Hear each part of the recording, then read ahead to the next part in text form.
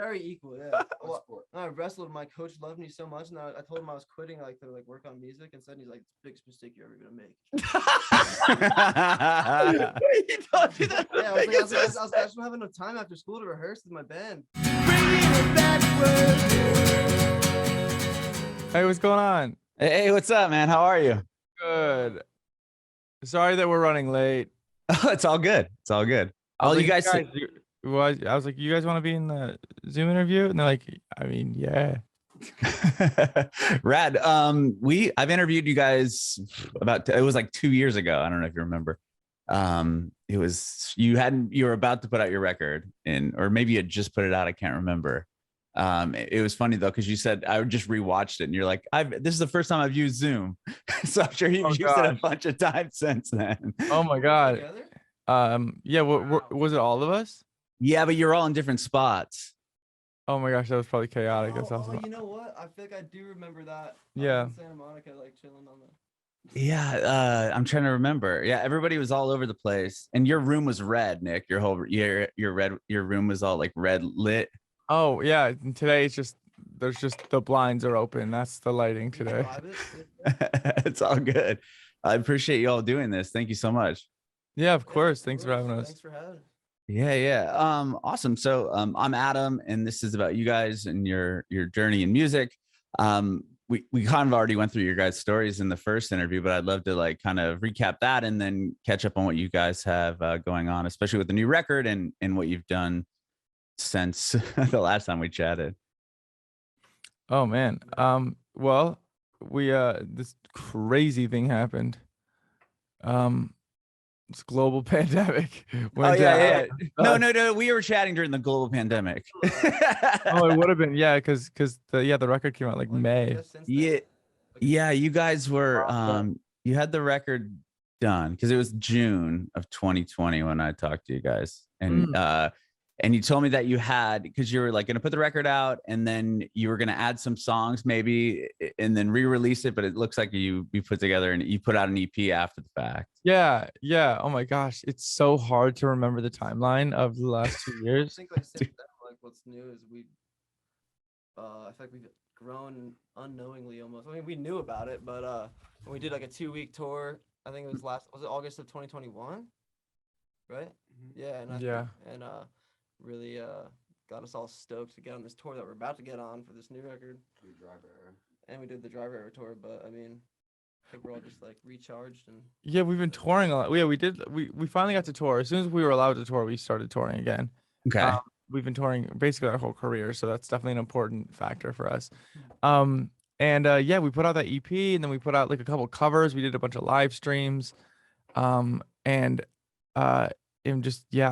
struggled to write new music for a while there, so like there wasn't a ton of stuff coming down the pipeline, so we're lucky to be putting out a new record this year. Yeah, I just had a chance to check it out. It's really, really good. It's really good. Yeah. I was curious. Well, I just want to go back a little bit. So Nick, you're originally from New York, and then you ended up meeting Aaron like online or something? Is that kind of how that worked out? Yeah, I saw his I found his band on Facebook. His band was opening for a band that I liked, and they must have tagged the band that I had followed. It was like 2010, 2009. And I was like, wait a minute, how is this band playing a show with the band I like, and we've got the same amount of Facebook likes on our pages? I remember you saying that. I was like, how's that possible? And so, I mean, I asked, so then I DM'd Aaron. And I somehow liked this kid, and we stayed in contact. And tell me how you got that show. I was like, oh, I must be doing something wrong. I gotta ask this guy for advice on how he's got. So it was a college show, and you booked the show. You believe this, but that's not true. I don't know. That's you put your own band on the bill. I'm pretty sure he put his own band on the bill for the college that he booked for. With that, is that not the truth? Well, whatever. That's what I've been saying for years. And he did book the shows at that college, but apparently that show he didn't book. What conflict of interest and all? Okay, were you living in New York still at the time, Nick? What's that? Were you still living in New York at that time, or had you moved? I was in high school. I was a freshman in high school. Oh, okay, wow. And where were you living then, Nick? I mean, Aaron, where were you living? I was in Wisconsin. Okay, so you're going to school there, and that's where he saw your band page or whatever. Eau Claire, Wisconsin.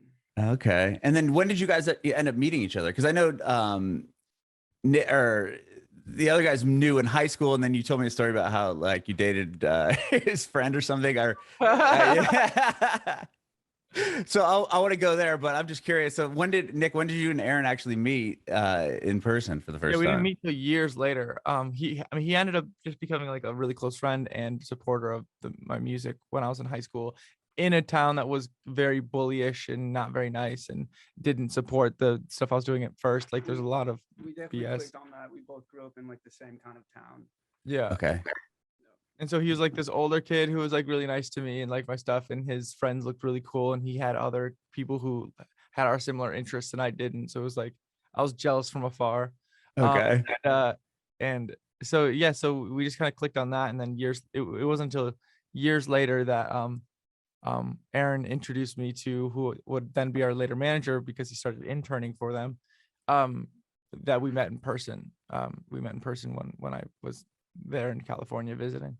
Oh wow! So that was the first time you'd stayed in contact for all those years. Yeah, Mhm. yeah. That's crazy. Wow. Okay. And then I remember Billy, you and Schmiz met because you went to the same high school, or did you go to the same school or something like that? Me and Billy, we both played in like local bands growing up, Some and then rivalry we going ended on up going here. like an audio like recording school together. And I mean, like, long story short, we became like friends through that. And I went on a tour with another artist that was on our former management, which is like what brought us all together really in the first place. Mhm. So then, I mean, Billy had already known Nick and Aaron briefly from the years before, because he had been working with Richard, our old manager. Mm-hmm. I pretty much met those guys once on that tour when I was just playing bass for this kid Clay Burrell.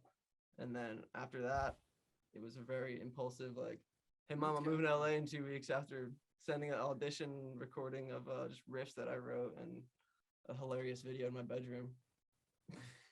Yeah. I remember that. Yeah, you told me that story that you sent in video of you like rocking out in your room or something, playing guitar and in a riff that ended up going and joining that band. But Nick, you were in San Diego, right? Originally, or you moved to San Diego? I was in San Diego for a minute, and that's when I originally met Billy. Was because I was in San Diego taking like train trips up to write on the weekends.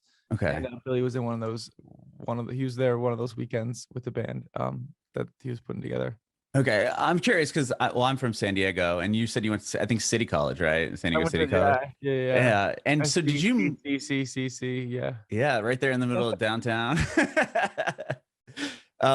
Did you go to San Diego just to go to college? Like, I never asked you that before. Like, how did you end up landing in San Diego from the East Coast? It's embarrassing, really, because where I grew up, I just thought I had to go to the West Coast to pursue music. Like, if there was a beach there was probably opportunity. I didn't really know the difference between San Diego and LA. Okay. And I was just like, I went. It was kind of it was a vehicle to get out there to do music, but I masked it to my parents as like, oh, I'm going to go to school, like, for my mom, and then my dad was like, I'm going to play on the baseball team, and the city, this school has all that, so I can. And so I went out there and I was doing all those things while I was doing music on the side, and I ended up dropping out of school, like quitting the team and dropping out of school so I could just do music. But yeah, so I was in San Diego just by like, because a buddy of mine's brother is in the Navy, and he was stationed there, so like that's why, like, it was like, Okay. because I knew one person there. Like, I knew 0 people in LA. So you knew one person in San Diego, and then you ended up playing baseball for City College's team. Yeah. Wow. Yeah, dude, I did some like just Google deep diving on you guys just because I had time today, and I found some a video of your old band. You guys did like a 21 Pilots cover and stuff. That was pretty funny. Wow. But then I found a baseball video of you. Nice. And you guys won some like championship thing. Hell yeah. Can you share this video? Hey, man. I think you get interviewed by like the local news guy, and he's got like his headphones on. And are you sure you guys remember? No, I'm that? not sure which one that is. I don't know. You were in orange uniform. We won a lot of games. You won some championship. I was like, damn. So he's actually really good. So then you ended up playing to walk onto the team. I mean, at San Diego City College, even though it's a city college, I think the team's pretty good. Yeah, no, they were pretty pissed. No, I'm not gonna lie. I got like the ace slot. Like I was the number one pitcher in the fall ball season. Then going into the spring, which is your real season, I quit. And I called the coach to tell him, and he was livid. I was like, dude, you're not even my coach anymore. I'm calling you to tell you I'm never gonna talk to you again. Basically, he's like yelling at me like I'm in trouble. He's like, really blowing it. It's a big opportunity. We invested a lot of time and energy into you. I'm like, dude, you gotta widen your scope, my guy. Like this is insane what you're saying to me right I now. did sports for 1 season in middle school. Very equal. Very equal, yeah. Well, I wrestled. My coach loved me so much, and I told him I was quitting, like to like work on music. Instead, he's like, "It's the biggest mistake you're ever gonna make." He told you that. Yeah, I just don't have enough time after school to rehearse with my band. And I was like fucking 13. Excuse my language. No, you can swear, dude, all you want. And I was making a big mistake, and this was actually halfway through the track season because he made me do track to stay in shape for wrestling next year. And like doing hurdles. Oh my god. Dude. I don't do good. with- How have you never told us that story? Your middle school wrestling coach, when you Probably quit not to told pursue music, said, "This is the biggest mistake you're ever gonna make." He's just saying like he told me I'm making a big mistake. I don't remember he said the biggest. Well, the way you worded it the first Yeah. time made me cry laughing. So maybe the first one. Meanwhile, he's still probably the wrestling coach at that middle Yeah, school. he's like, he sees you, he's like drinking a glass of scotch, watching videos of you on YouTube. He could have been an Olympic wrestler. He blew it. Look at him with his fucking tiny band. He could have been massive. Was there like something that like did you get a gig or something? Like how did you decide on just stopping playing baseball? I guess would be my question. I was spending like every night in my room on my computer, like making demos. Mm-hmm. And I wanted to be writing more, and I was just so tired at the end of practice and trying to do homework and trying to like keep up with school and do a sport, which is like felt like 2 full-time jobs. Mm-hmm. And I don't know, I didn't have time, and so I kept trying to make it work. And then at some point I was just like, I need to either commit fully to this.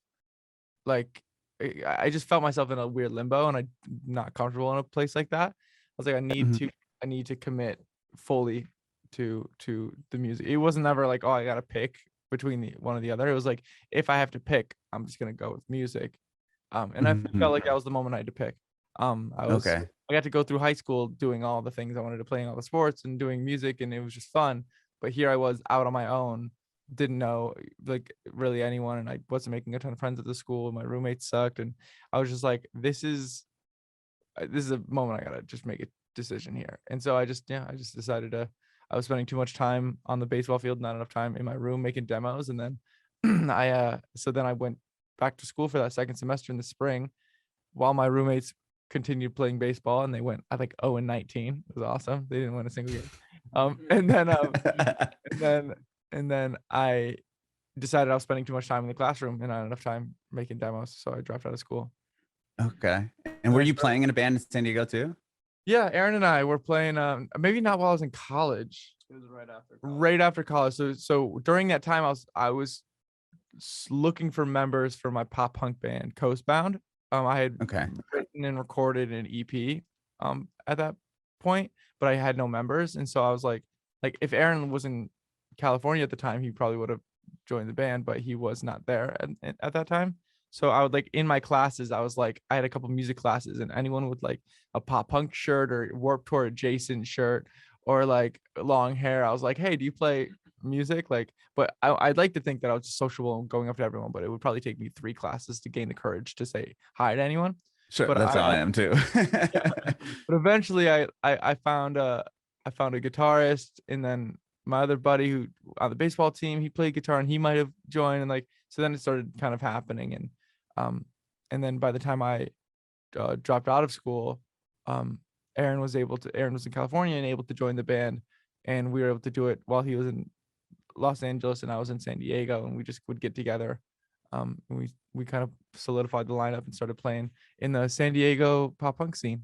Did you so where you play like Soma and those type of venue? Like where would you play in San Diego? We're in the DIY scene. Yeah, we played like strip mall storefronts, and we played like garages and random like donation like outside venue things. Like it was all really cool. That's cool. Yeah. There was a healthy scene. There was like a lot of bands. It was a lot of the like repeat bands and a lot of the same fans. And I didn't even realize we were playing in a music scene until years later. I look back, I'm like, dude, that was like one of the last DIY like scenes that like I have seen, you know. Yeah, San Diego had a really good scene for a while there. I mean, and then part of it, yeah, and there was a lot of bands that were getting signed out of the that kind of in that like Warped Tour days. I mean, those early 2000 days, there's a lot of bands coming out of San Diego.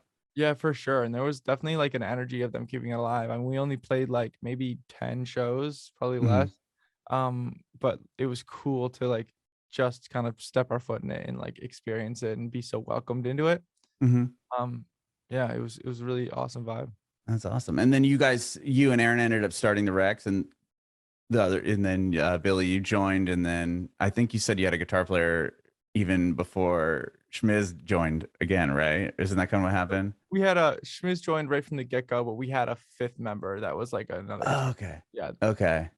Wait, but wasn't the story that there was someone? Oh else? shit, there was a drummer too who looked like Hulk I thought there Hogan. was another dude. That we just auditioned 2 people and we were like, cool, let's do it. And then we like within that same week we like realized Billy and Schmiz were available, and so we just went that way. Yeah. And at that point, sorry, go ahead. That Aaron got a phone call like 4 years later. So like, are you guys still auditioning for a drummer? Oh yeah, Aaron got a call like 2 years ago about someone who saw a flyer on a Guitar Center that was never taken down. Years. For 4 years, people are like, It was so random. We were on tour too, and he's like, "Hey man, you guys still looking for a guitarist?" I'm like, "No, bro. that's insane. We're on tour right now." It was crazy. Oh man, that is crazy. Well, did you guys know it was going to be the project was the Rex, and when this was all happening, when you were reaching out to Billy and Schmiz? Yes, by the time we were reaching out to them, I had like the first EP basically demoed out. Oh wow. And then I was like, these are the songs, like what do you think? And like a few other like random little rock things. And that was like I had like the nugget of the idea was already there. Yeah. Okay. And I remember you guys saying that the first man, I don't know if the person still manages you. I think you said his name was Richard last time I talked to you. That's kind of he was kind of the guy that pulled the whole band almost together, right? So he knew, well, because Aaron interned for them, and oh yeah, that's what it was. Aaron interned for them, and then he knew that's so Aaron how introduced me to him, and got then it. I started writing for his bands, and so then I met Billy, and then I needed a drummer, and I was like, this kid was 16 when I met him. I was like, can you put me in contact with him? And so Billy was available, and Billy said, cool, yeah, I'm down, but I've also got my buddy Schmiz here, can he come? And I said, no, I've already got a guitarist, we're good. And then he goes, and then Richard said, have him send in like an audition video, like have him play. And so Richard was facilitated and was like, you know, obviously part of it, and was helping me be like, is this guy good or not? Is he, you know, but I mean, I met Aaron organically and met Billy through those writing trips and stuff. But okay, so it wasn't really the universe picked Aaron and I, and then I, you know, met Billy, and yeah, so it was like it wasn't quite put together in that sense. That's funny. Well, I remember you saying, I mean, you guys have some pretty insane stories when it comes to almost like all the recordings that we talked to prior to the newer ones, obviously with the first EP, and you know, using this studio that you guys didn't even realize you were using. Yeah. Not really you know, you weren't really let to, you know, do it or whatever, and you had to send somebody in there to get the tracks transferred over. And then even the next thing you guys put out with Panic Vertigo, wasn't that like a whole thing where they put a producer together with you and it didn't work out, and you ended up going to some barn that you knew, like a buddy of yours, to record the rest of it? Yep. Yeah, essentially. I mean, it was a studio that just happened to be in a building the shape of a barn. But oh, okay, yeah, you went to a studio there. We did say that, of course. We're like in the garage with spiders and crickets every night. Oh, that's true. It was fun for sure. If only your bed was made of hay bales. Okay. So when it came into then Infinitely Ordinary, how was that record put together? I think you said it was similar to that second EP, right? No, this one, well, we did 2 of the songs we did record back at that place. Right. You did back like to that I point. thought you said didn't you do like 30 or something or 20 or 30 did, yeah, oh songs? my- Okay. Yeah, we did. Holy shit, we did. We did like 28 songs. We were doing like a double album basically, and then we kept 2 of the songs because of course we did. And Okay. and because I'm not talking about like we wrote 30, like we everyone demos a ton of songs. We Mhm. probably have like, I mean, it used to be like we'd have hundreds, but that one we had like 23, like 22, 23, like fully produced, fully mixed, like tracks, like ready to go out the door. Super glad we didn't release them though. Because when I listen back, I'm like, oh, we were experimenting. We were trying to find our footing. This isn't Okay. our best work. There's cool moments, but like, I'm glad we kept the 2 songs we kept from it.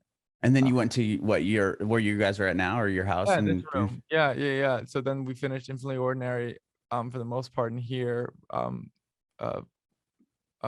Despite like one or there was 2 songs that we co-produced with this guy Ryan Spraker, Out of Style and Feel So Nice. We did 2 of those, half here, half at his studio.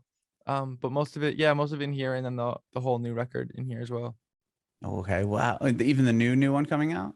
Yeah. This was still in the box. In this Oh, wow. Okay. Well, tell me about the Static then EP real quick, and then I want to hear about this new record. Is there a story behind Static? Because before, like I said, you had that record out and you're like, well, we might put together some more songs and re-release it because it was in COVID and you couldn't tour it or do anything like that. So Yeah. you guys were kind of in a weird spot. We wanted to extend the life of it so that we could hopefully headline on it or like tour or something, which Mhm. wasn't able to happen, which is kind of what this summer's tour is like touring on 2 albums. But yeah, I mean, that was the Static EP is funny because 2 of the songs were like new and written around the time it was released. Good for Nothing was like just a little idea that I had that Aaron goes, record that. Like we were here for rehearsal or something. And I was like, I'll record it later. He goes, no, you're gonna forget. Like record. So he like basically made me come in here and like track it. And then that was the beginning of the final recording. Like definitely what I recorded right then was I ended up using, Mhm. which is kind of cool. And then Static was also new, but I Hope It's Cold in New York and Try to Remember were both recorded in the barn sessions. Is part of those 30 songs we did. Oh, really? Yeah, those were 2 of the tracks that we did. So when we were like trying to put together a deluxe or an EP, we were like, I'm not sure why we were trying to push out an EP. I mean, I couldn't really write new songs. I wasn't feeling inspired. So the fact that Static and Good for Nothing happened was just kind of like cool, like great. Mhm. But so we had to kind of look into the vault a little bit, and those were songs that were already kind of finished and didn't require like an additional mix or anything. So we just kind of like had someone master them and we put those out. Okay. And then when do you start working on this new record?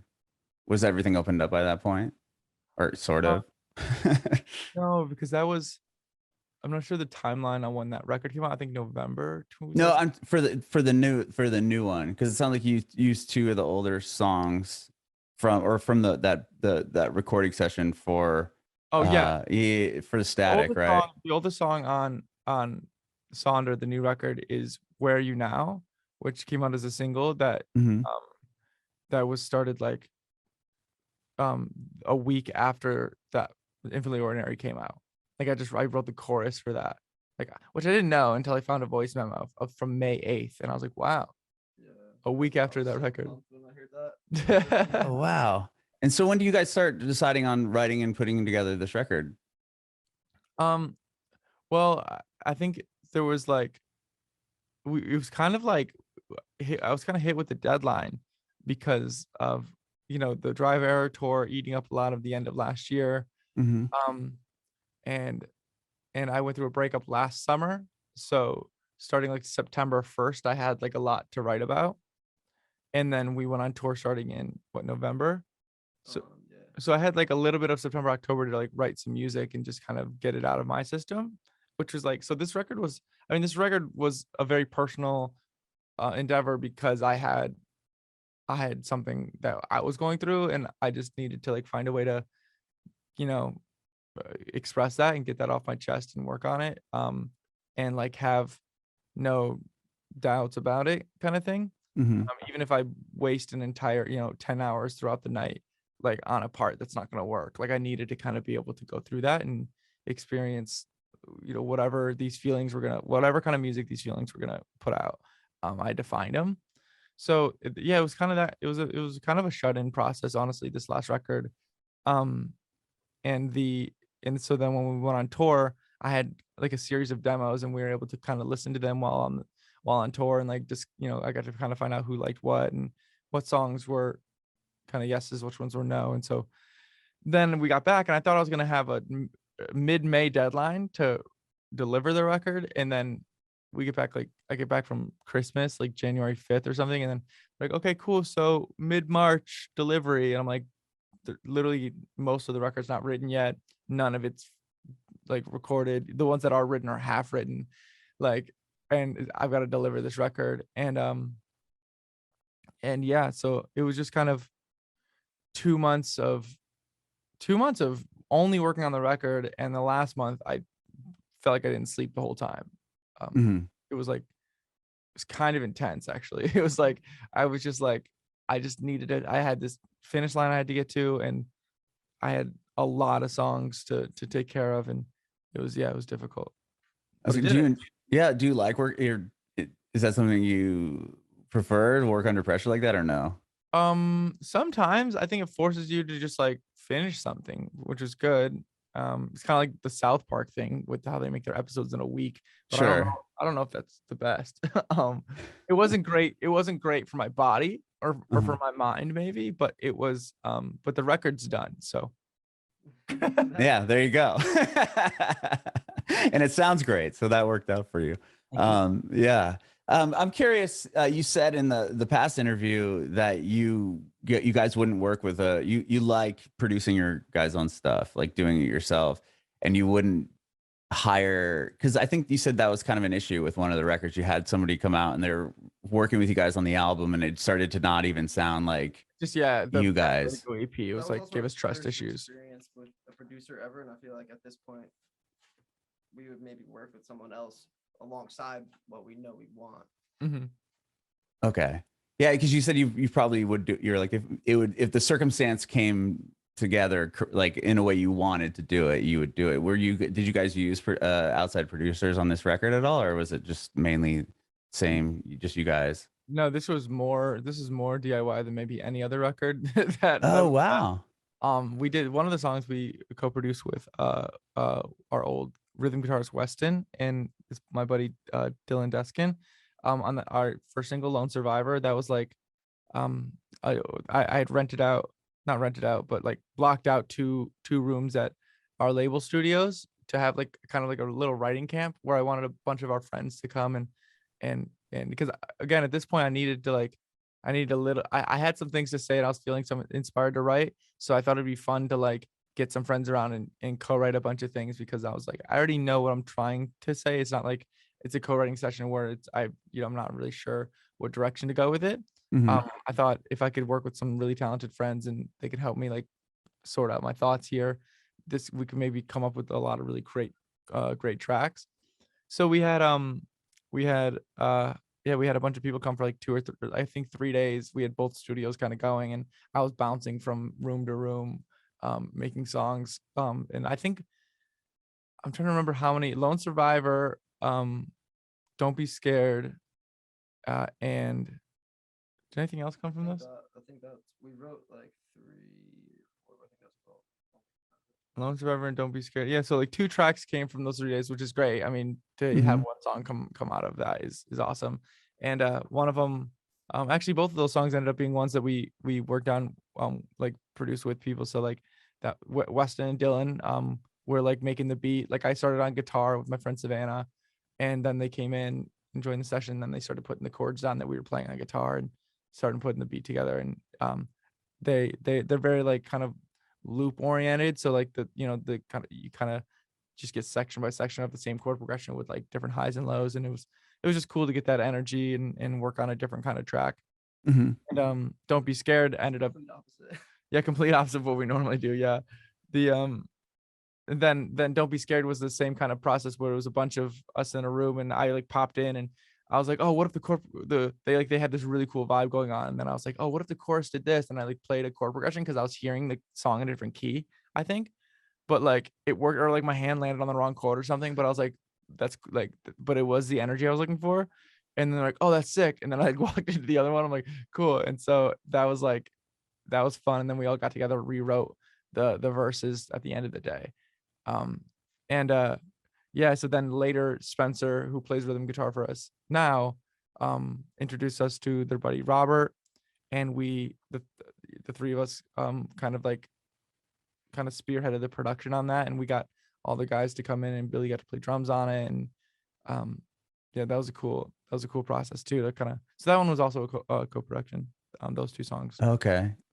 But that's crazy. So you had two groups going, and then was all of you were there, like in separate, like who was in what room, I guess. And so I would be in one room with a group of people, and Schmiz would be in another group with people, and then Oh wow. and then I was just like kind of bouncing between the rooms throughout the day. I was trying to set it up to where I didn't have to like operate the production in one of the rooms, so that I could kind of be a little fluid, but it ended up being a mix of both. Mm-hmm. It was really cool. It was pretty fun, and a lot of my friends got to meet each other, and then toward the end of the day, we had people just like joining each other in the other room, so like everyone kind of got involved. And that did end up helping a lot, especially my friend Savannah, who's a great writer. She wrote on Fuck Somebody with me. Like she wrote it with me. Mm-hmm. And she just like got in on like every song, because she's great with lyrics, or she's great with like putting themes together with like my massive scroll of lyrics. She's like, this is what your song's about. She'll just tell me, like, cool. Like, first it needs to be about the thing that it's about. I'm like, okay, got it. Thanks. And then was the rest of the record written where you guys are right now? Yeah. Okay. Yeah. And then you just did you record everything there as well, and did worked on the whole record? Yeah. It was 95% of it was in here. Yeah. Wow, what was that like? Is that a lot more like? Was there more freedom? Like, how did you feel about doing kind of everything there? Yeah, I mean, in your own think I could space. I feel like I can make a million records in here. It's not the same room as it was when we did Infinitely Ordinary. There's a better mic here and a better preamp there, and I've got more space in a live room over there. So like, you just kind of grow it and improve it. Mm-hmm. My thing on like producing it ourselves is like, when I think about like Schmiz mentioned earlier, I do think that we could work well with other producers at this point and do well and have success doing that. And the first time we did it was tough because we'd never worked with a producer before. So then that developed kind of trust issues. And it was like, okay, so then that was the moment where I went, okay, I just need to get better at this then. Like, because up to that point, I needed help. Mm-hmm. Like everything I was producing, I had our buddy Andrew like mixing it or changing my drum sample so it sounded big, and making sure that we were recording everything correctly. Like even if I was pointing at what needs to happen and all that stuff, we had a great engineer at all times. Mm-hmm. So, but like the way I kind of look at it now is like, we could do that, and there will be tracks where we do. And maybe I think that'll happen when we go and write a song with someone, like a producer we really like, and then it comes together that way. Or I've got a track that I know is great, and I know that I know that the type of production needs to be a different thing than I'm either capable of doing or I understand. Mm-hmm. But for the most part, the consistency in production allows us to have an inconsistency in sound. Like if we can I think we can stretch this band as wide as we want it to be. And as long as I'm still producing the songs, there's something intangible that connects them all. I think when you find a band that like comes out with a new record and it sounds nothing like them, check the producer. Like it's probably a different producer than you're used to. Like you probably heard their first two records from this one person who who did it with them, and you love that sound. And then the new record could be the same kind of music, but it feels different and it feels cleaner, it feels dirtier, like something. And like that disconnect sometimes is like jarring for fans. And I think that sometimes it's great for bands. They go from a garage band to like a nice polished big alt rock band. Cool. I think that there's like poppier songs on this record. It's all over the place, but it doesn't feel like too much of a deterrent or too much of a detour because I'm still producing, and I don't know what that is. I couldn't name it. That's why you could hear what you're talking about if you listen to like Way with Words, which is on Go EP, who actually someone else did produce, and it's a great song, and it has a very clean like poppy vibe. But if you listen to that next to anything else, there's like a little bit of a quirk that's not. Yeah, you there. immediately feel that it was produced by someone else. And same thing with Lone Survivor. You kind of like these are tracks that was like less of a co-production and more of someone else's production. And you, I think you can hear it right away when it's like a song that I didn't produce. And I think that it's funny because usually because the track is a little cleaner, like it's more polished and it's like well produced. Like that's usually the reason. But I embrace, my edges because I think it's what the Rex is. So like I'm good with it, but I definitely notice I'm like, oh yeah, it's because like this sounds great. Like this thing that someone else made, it sounds really polished and great. It's just a different kind of great. No, I see what you're saying, because you're totally right. When it comes to certain producers, you can hear a record by someone and go, oh, if you know the producer, you're like, oh, I think that's a so-and-so record. You could tell, you can hear. Yeah. I guess like John Feldman would be a good example of somebody that you could be like, oh, like that sounds like something that he produced. I think if a band can change, like if they work with the same producer and they're consistent, they can change their sound a lot more than a band who changes producers. I guess is where I'm also coming from. It's like, no, for sure. Yeah. Because it still has you're the one still running the command center as far as like how certain things will sound, and it's all through you guys. And then it's just you're growing as a producer and artists and writers and everything else. It's just kind of going forward with you. Yeah. Like my instincts won't suddenly change one day. I won't be like, oh, now I don't use, I don't know. It's something intangible that I think is really interesting, because I might think of like, oh, this sounds like nothing I've ever made, and maybe it doesn't, but there's still something to it that ties it together to the rest of the music. And so for now, I'm like trying to embrace that, and I'm noticing it with this record for sure. It's awesome. And then it's coming out in a week or so, 2 weeks? Jesus. I think It's like, Wow. it's like a week and a day or two or something. Really? Oh my God. 10th or not. That's awesome. That's awesome. I'm tired.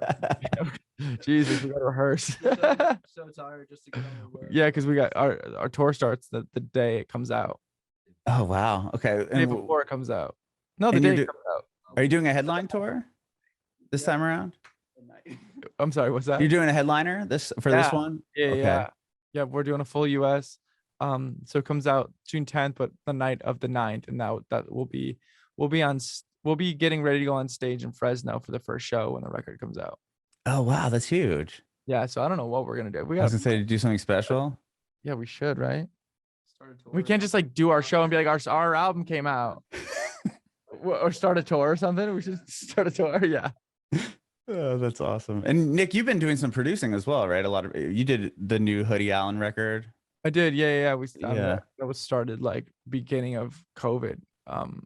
We had written a couple songs, and then the pandemic happened, and they just lived here. He just like lived here. Yeah, I interviewed him like a few weeks ago, and he was telling me that. He said that he just like crashed at your house like half the pandemic. Yeah, it was pretty bad. I was like, it went from like a week writing trip to like months. It was pretty funny. That's Probably amazing. half a year. I don't remember anymore. I don't remember anything about the last 2 years. I don't think anyone does. Yeah, I don't think anyone does either, man. It's like such a blur. Like thinking back to when I interviewed guys, it was like I looked at the date and I'm like, oh my God, that was like literally 2 years ago. It was in the middle of June of 2020. Nuts. How have you been?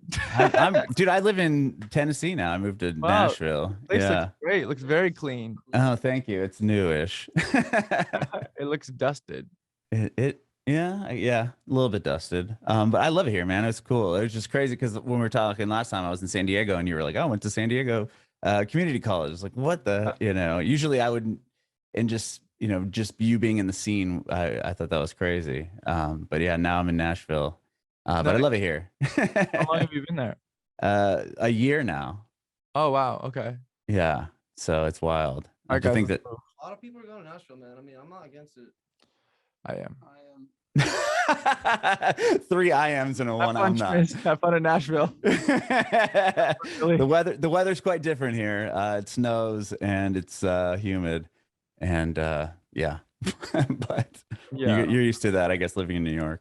Yeah. I also don't know if I would want to be surrounded by musicians all the time. Like it feels kind of fun to be like to find friend groups that aren't like, not everyone has a song on some show on CBS tonight. Like that's kind of fun. I as much as like, I don't know. I just don't love the idea of being another small fish in a big pond again. And that's what LA is anyway, but at least it's like not like everywhere I go, every Uber driver and every like friend and every this and that is a musician of sorts. Like I don't know if I would love that. I need to, it's already my life fully. So like if it's outside of my life also, I'm like, okay, there's no escaping it. Yeah, no, I totally hear you. I live in the burbs, like South. There's still a ton of musician people and like industry people like you meet. I'm like, oh wow, like oh yeah, that person works for blah blah blah blah blah blah, and it's like it's just crazy. Like well, more so than when I would go to LA and meet people. Right, which is probably naive of me to be saying. So you know, I retain the opportunity to retract these statements. No, but you're not wrong. You're not wrong. I say this is the best thing ever, and someone pulls up this interview. Don't cut me out of context. Here I am retracting it. All good, all good. Well, dude, thank you guys so much for doing this. I appreciate it. Yeah, man. Thank you for having us again. Yeah, it's so cool to see you guys again, and you know the success of the record and even the last record and everything else that you guys have done in between. I have one more question for you. If you have any advice for aspiring artists. Keep on keeping on. Yeah, that means nothing. No, it means something. Keep on keeping on. It's great. Yeah. Didn't we do a whole round of it? You did. Yeah. We should do that again. We'll keep it in tradition. All right, Shmiz, you can go first. Be a friendly person and meet lots of people. I was gonna say be nice to everyone. Yeah, be nice to everyone is like really major because if you're a bad vibe, everyone's gonna know about it.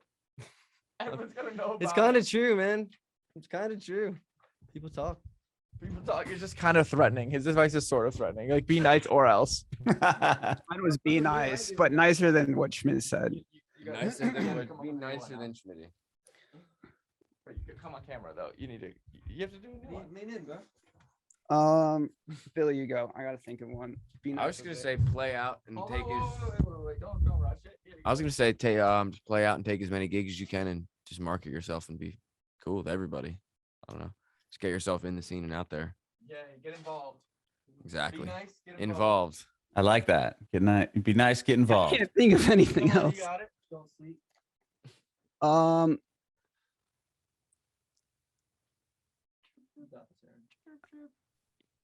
don't even know. Nick, what's yours? Come on, you got one. Find someone to cut your hair good. Like Aaron. Have a healthy diet. That's great. That is good.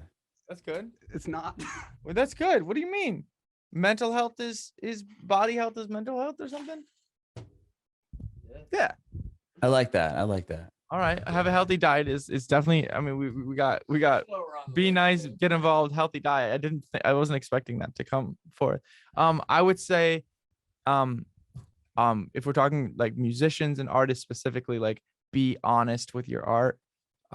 Write from a place write about things write about yourself. You are the only you only have your stories and only you can tell your stories the way you tell them. A lot like what I was talking about with my production being a thing that ties all of what we do together. It's like I don't know what it is. I don't know what the touch is. I don't know what I do when I write songs. I don't know what my instincts are. They're intangible. I can't define them, but they are mine. And that's something that everyone has.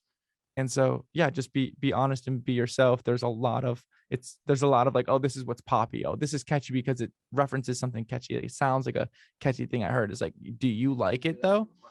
Yeah, it's like, do you like the song? So trust your taste and be honest. Bringing it back where